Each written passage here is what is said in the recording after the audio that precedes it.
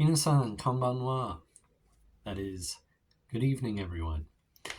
So in this video, I'm going to talk a little bit about the weather we've been having recently, and also a recent earthquake that happened in my experience with that. So to start, the weather has been super hot here in Kurume. There was one week where I was looking at the weather and it was like 39, 39, 39, 40, 41, 39 degrees Celsius. So very hot and very humid. So basically just drinking liters and liters of water and electrolyte beverages every day. So yeah, that has been so intense actually here in Kurume that they've canceled multiple festivals that they usually host around this time. That being said, there was one evening festival that continued, and it was a big type of parade type thing. And so during that festival, I wore a traditional Japanese garment, which is like a kimono, um, but for the summer. In the summertime, they wear what's called a yukata, and it's like I said, like a kimono, and much lighter and more breathable than the kimono, so you can wear it in the summertime without falling over because of heat stroke. So yeah, so that was pretty cool. Got a lot of compliments from the local people, which is also really cool. I've heard that they really like when people who are foreigners dress up in their kind of traditional garments. So that was a cool experience. Very constrictive garment though, as far as walking. You can't really walk too fast or run in it. So yeah, that's kind of the downside of it.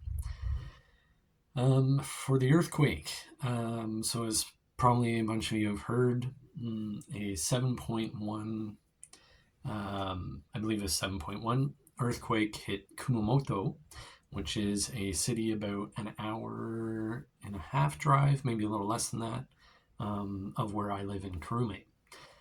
So yeah, we got a huge effect from that. And no buildings or any, as far as I know, any serious injuries or deaths in the city I lived in, or sorry, I'm living in.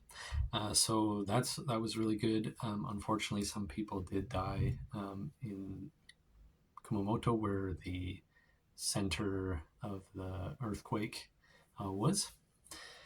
So yeah, that's sad. But when I experienced the earthquake, I was in class actually. So I was on the fifth floor of a building. And so during class, all of a sudden, everybody's phone starts going off, like, and we're all looking around, like, what's going on? People are, starting to pull out their phones, and it was like 3 seconds, 5 seconds after the alarm started, the building started shaking a little bit, and then it kept going and going and like shaking like quite a bit, like notably, quite notably, shaking, and it was getting to the point. It's like, oh no, like when is it going to stop? Increasing in intensity. But after maybe 20 seconds or so, didn't really count time at that time, it stopped. But during that time, like, a teacher told us to go under the desk, and she went under the desk because it was so big, and they don't get that size of earthquake that often. Yes, so very, like a little bit scary experience at first, but the buildings here are quite durable, and so everything was a-okay. It was quite an experience. Like, I haven't experienced anything like that in Canada. So it was my first like real sizable earthquake experience.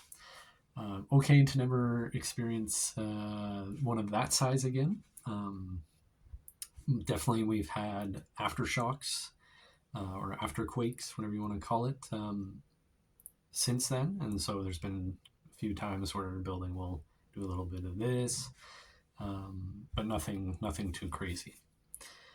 So yeah, that's a little bit of what's happened recently here in Kurume as far as weather and events. And it will stay pretty hot for a while, but this week is actually kind of dropped down to a nice breezy 35, 36. So, you can walk outside and sweat without falling over, I guess. Yeah, so that's my quick update. And, oh, new word to learn. Jishin is earthquake in Japanese. So if you hear something like that, it's something about an earthquake. So good word to know. All right. Sayonara.